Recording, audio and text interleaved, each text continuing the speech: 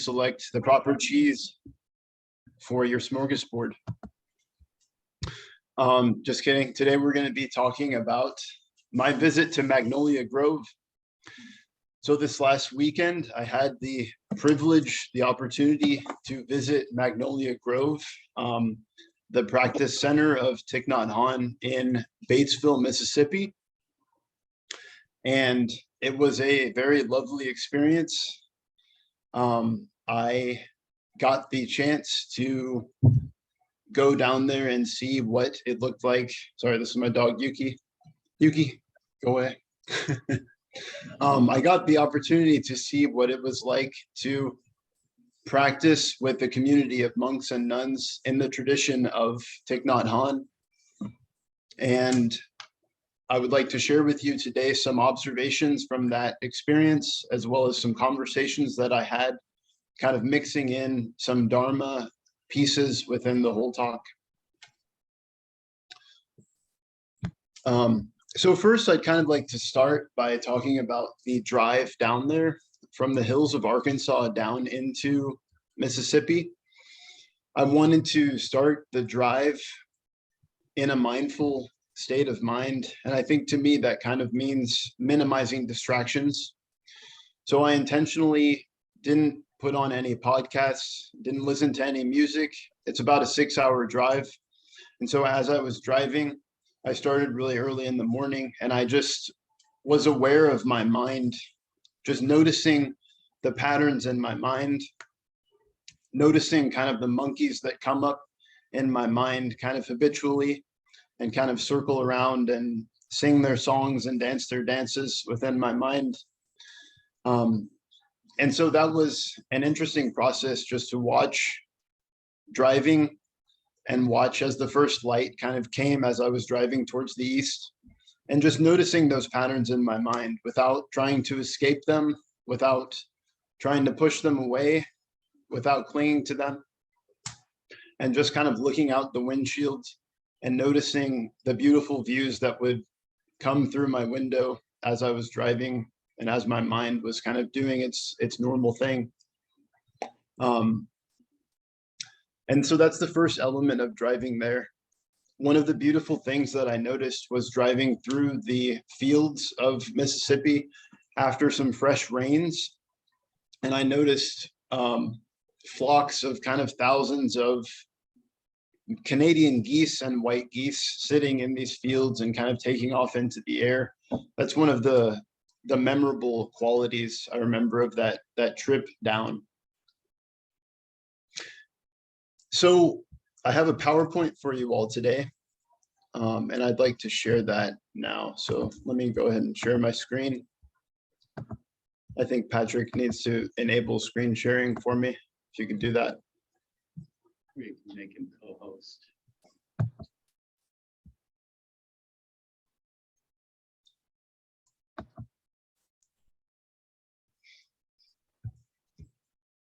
Are you able to enable screen sharing, Patrick? I'm working on it. I can do it Okay. from here. That's cool. So Should be good to go. okay, let me see. There we go. Nice. Okay. So can you all see my screen now? I'll go ahead and present. Okay.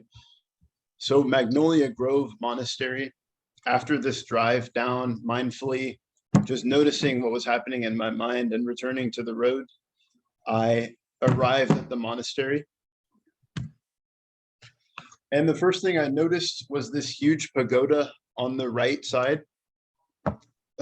And this beautiful structure beckoned for my attention. So I walked closer and I saw that there was this massive bell on the inside of it. And on the left side here, you can see the bell. On the top is Vietnamese. And one aspect of this monastery was that it was a very important cultural refuge for a lot of Vietnamese people as well, who were monks and nuns in the practice. And so there was a lot of Vietnamese writing and speaking going on in the monastery. And so on top, it has the Vietnamese, and then on the bottom, it has the translation, which says, listening to the bell, I feel my afflictions begin to dissolve. My mind is calm, my body relaxed. A smile is born on my lips. Following the sound of the bell, my breathing guides me back to the safe island of mindfulness. In the garden of my heart, the flower of peace blooms beautifully. Namo Shakyamunaye Buddhaya. So this bell was something that was rang every morning. And I don't know, I like to think of the vibrations from this bell flowing to maybe that big bell that you all have in that room that I used to ring back in the day. Maybe flowing to the bell that I have in my bag that I use when I go to facilitate sanghas. Just the energy of this bell kind of moving throughout the world, creating this atmosphere of peace and mindfulness, wherever the bell is rang, wherever the voice of the Buddha is heard, bringing people back to themselves, to a state of peace and tranquility. And then also in the right side, in the background, there's this big white statue of Kuan Yin, who I think is the manifestation of the Bodhisattva of compassion. So this white statue on the right side, you have to look closely, is Kuan Yin, who represents compassion. So moving on, this is the practice center. And it's called the Rising Tide, which I thought was pretty poetic. And it's just this beautiful, huge center with these wonderful stained glass windows and beautiful polished wood on the inside. This is a picture of the inside. They were celebrating Christmas, so they had the huge inflatable Santa. And then up top is the stained glass window, mindfulness, concentration, and insight, which are three of the major components of the mindfulness practice. The more we practice mindfulness and bringing our minds back to the present moment and dwelling in the present, we cultivate our capacity for concentration, for really concentrating on whatever's in front of us, seeing it with clarity, and being able to look deeply into whatever arises within us, which then leads to insight, which is our capacity to be able to see things clearly, whatever arises within us or whatever arises outside of us, to be able to see it with the quality of insight, with the quality of deep looking, rather than kind of just a superficial seeing. We have the patience and the concentration to look at it more deeply, which is one of Thich Nhat Hanh's main teachings. And I could feel the energy of Thich Nhat Hanh here, even though I never met him in person. My friend told me recently that when Thich Nhat Hanh was nearing death, one of his disciples said, Thich Nhat Hanh, where can I find you kind of after death? Can we build a monument to you? Can we build a huge statue to you? And apparently Thich Nhat Hanh responded, wherever you see people taking a mindful breath and practicing the path of mindfulness, wherever you see people taking steps in awareness and mindfulness, that's where you can find me. You don't have to build a huge statue to me, but wherever you see people practicing the way of mindfulness, the way of the Buddha, that's where Thich Nhat Hanh, can be located. So I thought that was pretty poetic. And I definitely felt the energy of Thich Nhat Hanh in this place. So next is this sculpture of Martin Luther King Jr. and Thich Nhat Hanh. And during the walking meditation, I took myself over there, and as a group, we stood around the statue in noble silence and just kind of gazed at it. And also Thich Nhat Hanh and Martin Luther King Jr. were friends in real life. not just on social media. They were friends. They were friends in real life. And Thich Nhat Hanh came over to the States from Vietnam and helped to teach Martin Luther King about the path of mindfulness, and also helped him to become an advocate against the Vietnam War, against the injustices of the Vietnam War. So I remember standing around this statue and just really looking deeply at it and kind of looking past just what these people were, but more of kind of what they stood for. And to me, Thich Nhat Hanh represents a modern manifestation of the Buddha, a living, breathing example of the Buddha who came to us and gave us a lot of teachings that were really helpful to help people awaken, to help people cultivate a heart of awareness and compassion. And when I look at Martin Luther King, I think of the example of Christ in a living example. So I think the Buddha and Christ are both examples of people, of beings who are a great source of inspiration in my life. And I was kind of struck that the Buddha, the historical Buddha who lived 2,500 years ago, had a long time to bring out the full extent of his teachings. He lived to be almost 80 something years old. He lived a long life. And by the end of his life, he had left a dedicated community of followers. He had multiple sanghas and hundreds of nuns and monks, if not more than that, following his path. Similarly, Thich Nhat Hanh lived to be almost 100 years old. He passed away almost a year ago at the age of somewhere in his 90s.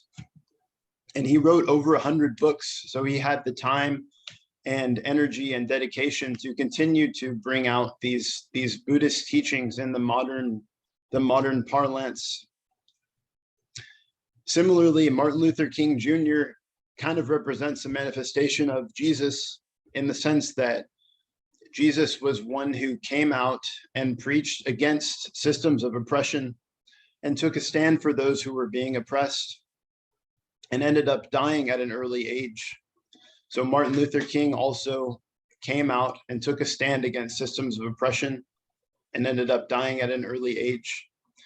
And so it's just really fascinating to me to see these two kind of figures and their kind of more metaphoric, symbolic representations in the modern world. The Buddha as one who takes more of kind of an internal stance of cultivating inner peace and mindfulness and generating compassion. And then kind of on the left, the figure of Christ who takes a stand against the oppressive systems, and just seeing the level of inspiration in both of these figures that continues to ripple out to our modern world today in many ways. And on this scroll, it says something to the extent of to build a Sangha, this sheet that they're holding in their hands. It says something to the extent of to build a Sangha is the noblest task.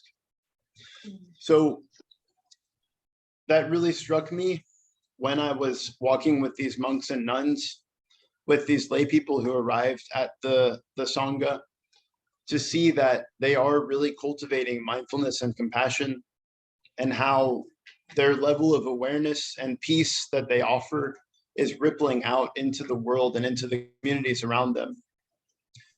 And so all of you there as well, just by sitting, just by arriving and giving your presence and your energy to the Sangha, are also helping to build this community of harmony and awareness. And as Thich Nhat Hanh says, that is the most noble task. So I'm really grateful to be a part of this community. You all in this room here, and also the Magnolia Grove community, and also the Sanghas that I have worked on facilitating in Fayetteville, and just to see the kind of transformation that is happening there, and the peace and the joy that is being revealed, is a really inspiring thing to bear witness to.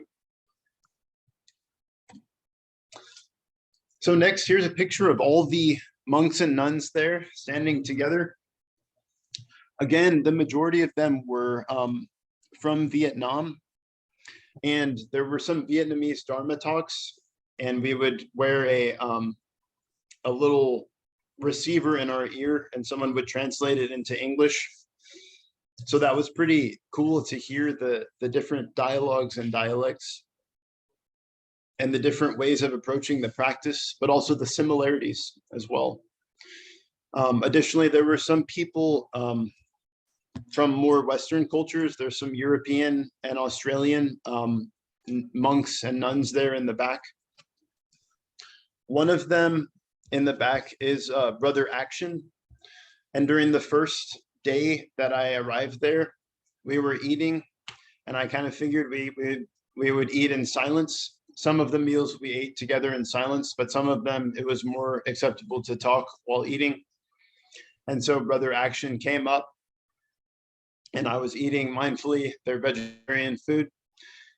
And I started a conversation with him, and he mentioned that I kind of asked him what brought him to the practice, what brought him to the decision to become a monk, to kind of give away his normal everyday life and enter into the community to become a full-time monk. And he mentioned that he had been kind of suffering in his life. He had had a few jobs here and there. He had gone to college, and the jobs didn't really bring him that much fulfillment.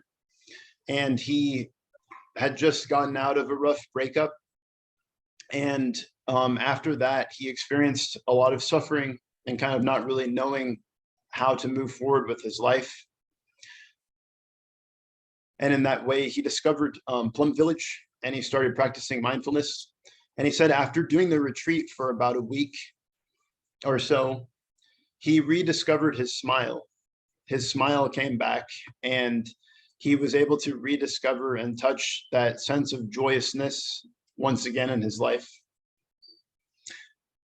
And I thought that was a pretty powerful thing, because as he was saying that, he was still smiling.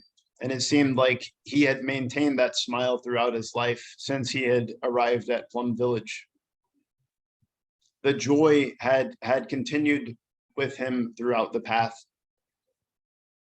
We also kind of talked about, I was kind of asking, why are more people seeming to become tuned into this path? And he was kind of reflecting with me, and we were talking about how in the past, people may have lived wanting to make a home, wanting to have a job, wanting to make a family. And in the wake of war or the Great Depression or a great destabilizing cultural event, having a family and having a home life was kind of fulfilling enough. And maybe the generation after that, having a home life and a family was fulfilling enough. But I think in our kind of present culture, we've reached a stage where having a family and having a home and having a job, to many of the people that came to the Sangha, these things didn't seem to be fulfilling enough to them. They didn't seem to give them the kind of energy they needed to continue joyfully through life. And so that sense of kind of emptiness or lack of fulfillment brought them to the Sangha and brought them to a practice where they can look deeply and practice mindfulness and experience more lasting peace and joy.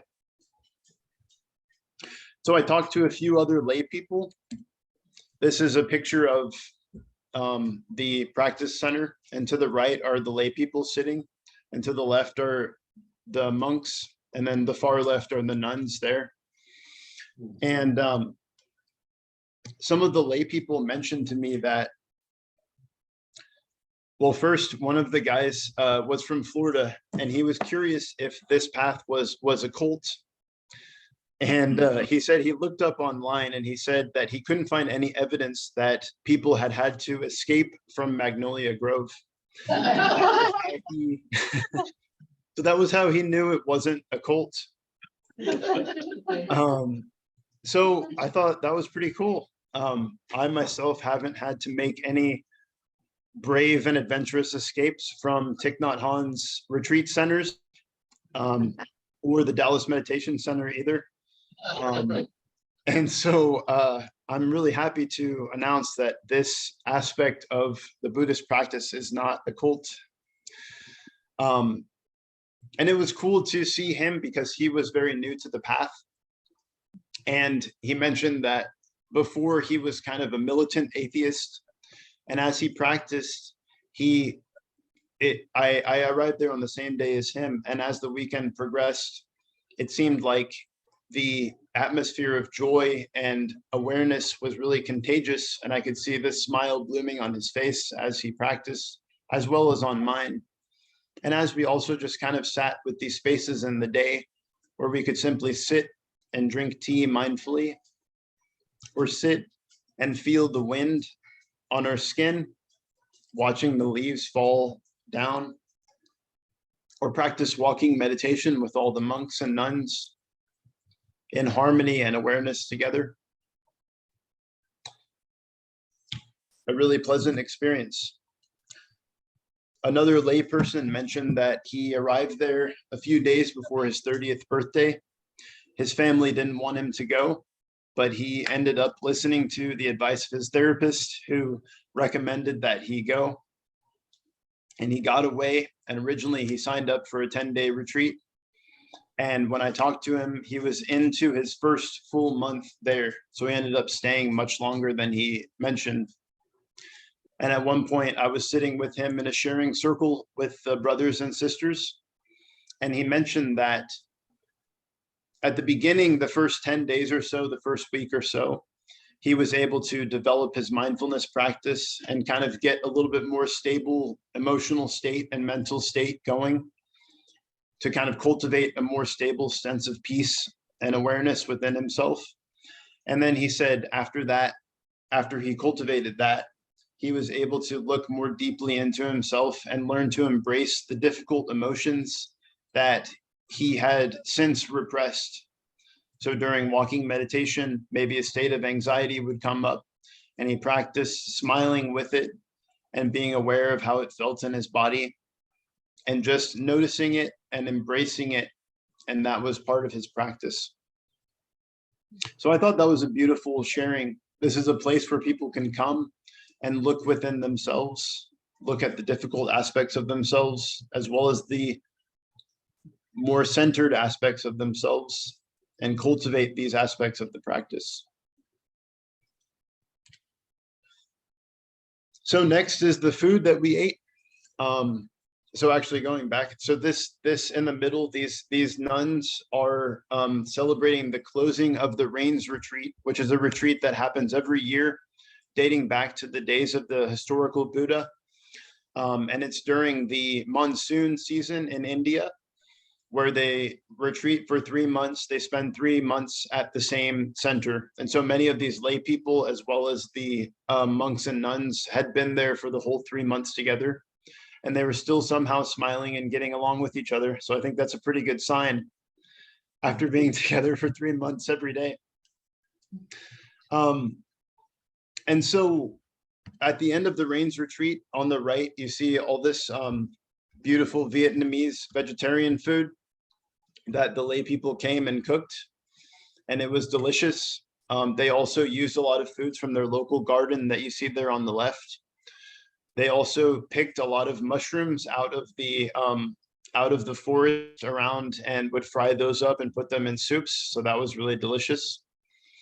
I read a sign that said, by Thich Nhat Hanh, that said, only by taking on a vegetarian diet, that is enough to save our world and save us from climate change. And by taking on a vegetarian diet, we can save up to 95 animals a year. I thought that was pretty cool. You don't have to believe what I say. If you want to, you can look into it yourself. But that really sparked like some insight in me to kind of reconsider the ways that I had been eating as well. And the food was delicious.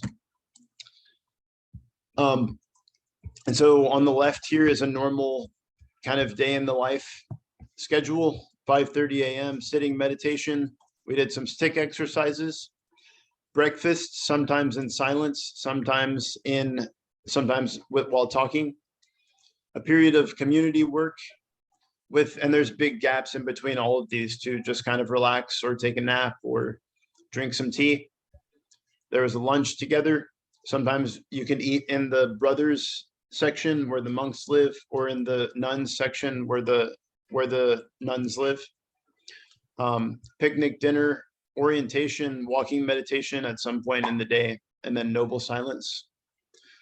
And then I also enjoyed these little placards on the side: brushing my teeth and rinsing my mouth, I vow to speak purely and lovingly. When my mouth is fragrant with right speech, a flower blooms in the garden of my heart. So just these little placards around to help us be mindful while using water, while brushing our teeth, being aware of the miracle of water that comes to us and refreshes our lives, refreshes things, and being grateful for the presence of these simple, basic things in our life. So this is the last picture that I have. This is Sister Tree, whose English name is Sister True Holding. And the cat that she has in her hands is named Kiki.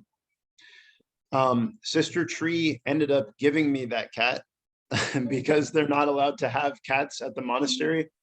And so that cat had spent 3 months at the monastery with all the practitioners, and it was time to give her away. So Sister True Holding asked me some questions about my household to see if it was suitable for this cat. And it turned out that it was. So we took on Kiki, and she's currently becoming acclimatized, becoming used to our house. And it's been a pleasure to have her. So Sister True Holding is still holding on to me by emailing me and checking in and making sure that Kiki is doing okay. And that's been nice to have this cat and have the memory of Magnolia Grove. And I look forward to returning sometime. And I appreciate you all for listening to my talk. And I welcome any questions that you might have. Thank you.